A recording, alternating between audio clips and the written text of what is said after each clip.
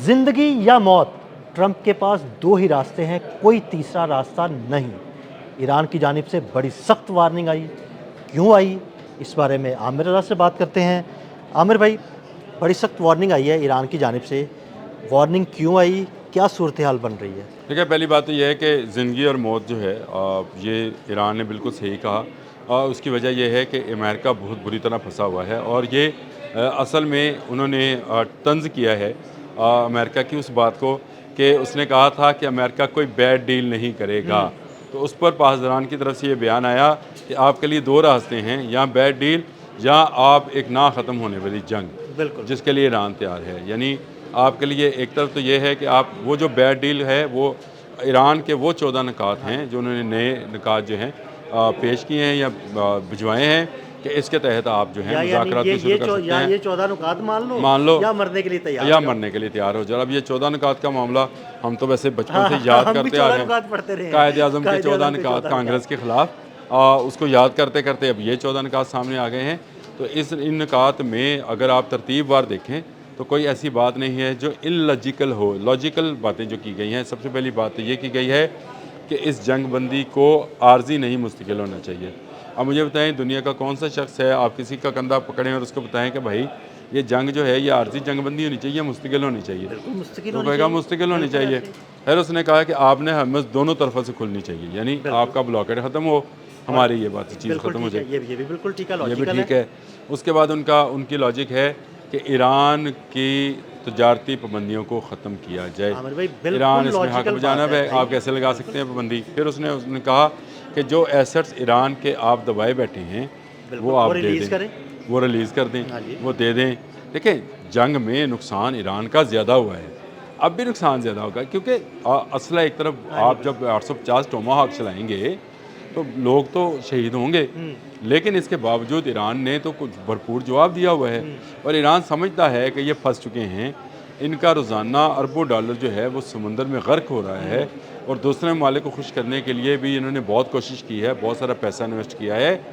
इनके कांग्रेस के अंदर से, इनके सेनेट के अंदर से जो है बातें जो हैं वो सामने आ रही हैं, सवालात उठ रहे हैं, और आहिस्ता आहिस्ता जंग जो है ये डोनाल्ड ट्रंप की और रिपब्लिकन की जो है शोहरत है उसको नुकसान पहुँचा रही है। तो ईरान इसका भरपूर फ़ायदा उठा रहा है। इन 14 निकात के अंदर उन्होंने ये सारी चीज़ें शामिल की हैं और उन्होंने कहा है कि अमेरिका यहाँ से, यानी आब में हरमज़ और इसके इर्द गिर्द जो ईरान का इलाका है वहाँ से इनखला करें। पहले वो कहते थे कि अरब से, हाँ गल्फ़ जी। से करें, अब उन्होंने कहा है गल्फ़ से ना करें, लेकिन लेकिन ईरान के हाँ, करीबी बिल्कुल, इलाकों से वो करें, आप बिल्कुल। दूर चले जाएँ और जाकर अपने जहाँ पर अड्डे हैं वहाँ जाकर आप बैठें, तब जाकर हम जो है करेंगे। तो ये 14 निकात, जिनमें से कुछ निकात मैंने आपको जो अहम निकात हैं मैं बता दिए हैं।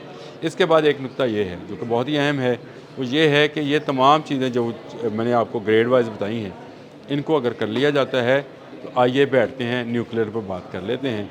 और बात बिल्कुल ठीक है उसमें कि हम पहले ये पॉइंट्स मानो, उस पे बात करो, उसके बाद फिर न्यूक्लियर पे भी बात कर लेते उसके हैं। बाद हम आते हैं कि न्यूक्लियर का क्या करना है।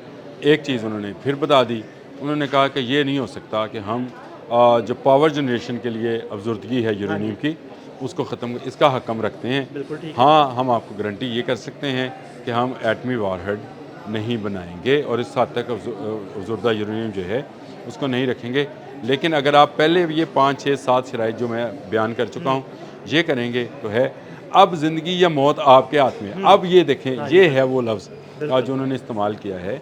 यहाँ पर आकर उन्होंने कहा है कि अब आपके हाथ में है, या आप ज़िंदगी का चुनाव कर लें इस बैड डील के ज़रिए, या फिर मौत के लिए तैयार हो वैसे जाएं। आपको क्या लगता है, अमेरिका ये बैड डील जो है ये कबूल करेगा?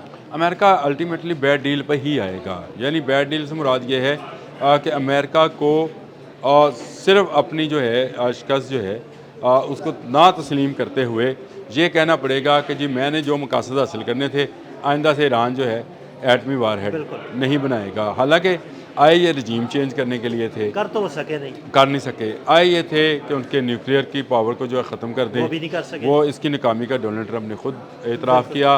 वो इतनी गहराई में है कि हम उसको यूरेनियम हासिल नहीं कर सके, उसने एतराफ़ भी कर अब लिया। आप आज़रानी इनकलाब को झुका नहीं सके, आपने उनके लोग शहीद किए, आपने उनके सरबराह जो थे उनको शहीद वो किया। सरबराह अलीला लोग रजानी शहीद जैसे करते लोग रहे शहीद हुए। और नीचे से कमान जो है ना, वो नीचे वाले लोग उसको वो संभालते रहे। आते रहे। देखें वो एक जैसी लोग हैं सारे, और उन्होंने पहले से तैयारी कर रखी थी। उनको पता है कि उनकी जान ख़तरे में है और इस जंग के बाद भी रह सकती है ख़तरे में। ये कोई ऐसी बड़ी बात नहीं है। जान अल्लाह की अमानत है। ये अगर मुसलमान के दिल में हो तो उसको कोई डरा नहीं सकता है। डोनाल्ड ट्रंप का मसला ये है कि अब वो बुरी तरह इस जंग में फंसा हुआ है। आने वाले दिनों में जब नवंबर में उसके मिड टर्म इलेक्शंस हैं, वहाँ पर उसकी दरगत बनने वाली है, और जो उसके अपने अंदर के लोग हैं वो अब पुकारे हैं, यानी रिपब्लिकन्स कह रहे हैं कि इसका मुआवजा किया हाँ जाए। जी, ऐसे ही। और अगर अब ये जो मिड टर्म्स इलेक्शंस हैं उसमें से शिकस्त होती है तो ये मुआवजा सामने लिखा हुआ हाँ जी, नज़र आता बिल्कुल है। ऐसे ही। इस सारी चीज़ को और अगर लेकर यहाँ पे शिकस्त नहीं होती, फॉर एग्जांपल जब इसका टेन्योर पूरा होता है, क्योंकि उसके बाद तो ये इलेक्शन लड़ नहीं सकता, तो मुझे लगता तभी इसका मुआवजा हो जाता मुआवजा हो जाएगा और दूसरा रिपब्लिकन जीतेगी नहीं। अब बड़ा मुश्किल हो गया है। देखिए जंग लड़ना कोई आसान काम नहीं है। आपके बिलियंस ऑफ डॉलर्स लगते हैं, और जब आप हमलावर हों 12,000 किलोमीटर दूर, आपका जलालडार फोर्ट जो है वो नकारा हो चुका है, आपका इब्राहिम लिंकन नकारा हो गया, आपके जहाज़ गिर गए, आपका नुकसान हुआ, आपके वाइस प्रेसिडेंट कह रहे हैं कि हमारे मिसाइल्स की हाँ जी, सूरत हाल कोई ज़्यादा अच्छी हाँ, नहीं वो है। तो गर्म हो गया उनका और आपका वाइस प्रेसिडेंट। और आपको पेंटागन में गलत जो है वो बताया जा रहा है, अब भी गलत है। ईरान की तरफ से आने वाली जिसको बैड डील कहा था अपने ट्रूथ सोशल पे, मेरा ख्याल है कि जो आपने सवाल किया है कि डोनाल्ड ट्रंप इसको मानेगा, इसको माने बगैर डोनाल्ड ट्रंप की आपने हम से जान छूटने वाली नहीं है। अच्छा आमिर भाई, ये बैड डील अगर अमेरिका नहीं मानता तो उसके बाद क्या होगा? क्या अमेरिका ईरान पर हमला करेगा, दोबारा यूएई की सरजमीन इस्तेमाल करेगा? और अगर उसने यूएई की सरजमीन इस्तेमाल की तो फिर ईरान का रद्द-ए-अमल क्या होगा? देखिए पहली बात तो ये है कि ये एक बुरा अंजाम होगा। मैं ये समझता हूँ कि एक बड़ी जंग जो है, जो कि एटमी जंग में बदल सकती है, वो भी शुरू हो सकती है। इसमें कोई दो राय नहीं है कि अमेरिका जो है वो इस सूरत में अपने उन हाइपरसोनिक मिसाइल्स को इस्तेमाल कर सकता है जो कि वो आहिस्ता आहिस्ता मिडल ईस्ट में जमा कर रहा है, और उसके जवाब में ईरान अपने हाइपरसोनिक मिसाइल। लेकिन इससे भी बड़ी खबर ये है कि ईरान नहीं, चीन और रशिया भी जो है वो भी इस जंग में, देखें जैसे जैसे जंग तवील होती चली जा रही है, जैसे जैसे जंग का दौरानिया जो है, यहाँ ब्लॉकेट का दौरानिया बढ़ता चला जा रहा है, सब्र का पैमाना भी लबरेज होता चला जा रहा ऐसे है। ही। आहिस्ता आहिस्ता मैं आपका एक व्लॉग सुन रहा था जिसमें आपने बताया था कि रशिया जो है वो भी अब बर्दाश्त, वो कह रहे हैं मेरी बिल्कुल। बर्दाश्त से बाहर हाँ होता जी, चला बिल्कुल, जा रहा उसके लिए है। बर्दाश्त से बाहर मामला हो चीन गया के है। लिए भी ये मामला जो है बर्दाश्त से बाहर होता चला जा रहा है, क्योंकि चीन की लाइफ लाइन भी वो तेल है जो कि हाँ जी। ईरान से आता है, और ईरान से जो पैसा आता है उसी से ईरान चीन से चीज़ें ख़रीदता है। तो ये एक और मामला है। इसको लेकर दोनों तरफ जो है, मैं ये समझता हूँ कि आहिस्ता आहिस्ता सब्र जो है वो ख़त्म होता चला जा रहा है, और ये सब्र जब ख़त्म होगा तो एक बड़ी जंग जो है वो शुरू हो सकती है।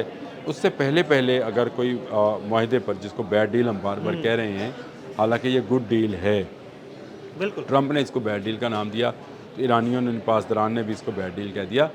ये अलग चीज़ है, लेकिन ये फिर एक ना रुकने वाली जंग, जो पासदारान इनकलाब का अगला बयान है ना, वो ये है कि ये एक ना रुकने वाली जंग में बदल जाएगा और ये मौत होगा। देखिए मौत फिर किसी की भी होगी, जंग में कुछ पता नहीं होता है किसका। यहाँ पे मोटरसाइकिल के इंजन वाले ने वो काम किया जो अरबों डॉलर के, बिल्कुल ऐसे। करोड़ों डॉलर के मिसाइल नहीं कर मिसाइल नहीं सके। कर सके, बिल्कुल। तो ये जंग है, जंग के अंदर क्या होगा क्या नहीं होगा ये एक अलग से क्वेश्चन मार्क है। बट अगर अमेरिका ये कबूल नहीं करता है तो फिर आपने अच्छा सवाल किया, उसके बाद क्या होगा?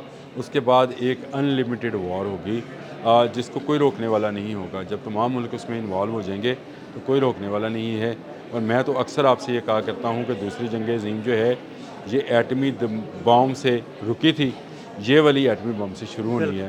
तो फिर इसका आप यही समझे कि ये वॉर ऑफ नो एंड होगी, इसका इख्तिताम कहीं नहीं है। इख्तिताम फिर उसी वक्त है जब ये दुनिया इख्तिताम पजीर हो जाए। बहुत शुक्रिया आमिर भाई। आमिर भाई ने बड़ी तफसील के साथ इस सारे मामले पर रोशनी डाली। मज़ीद अपडेट्स के लिए हमें फॉलो करते रहें। अदील अहमद और आमिर रज़ा को इजाज़त दीजिएगा। अल्लाह हाफ़िज़।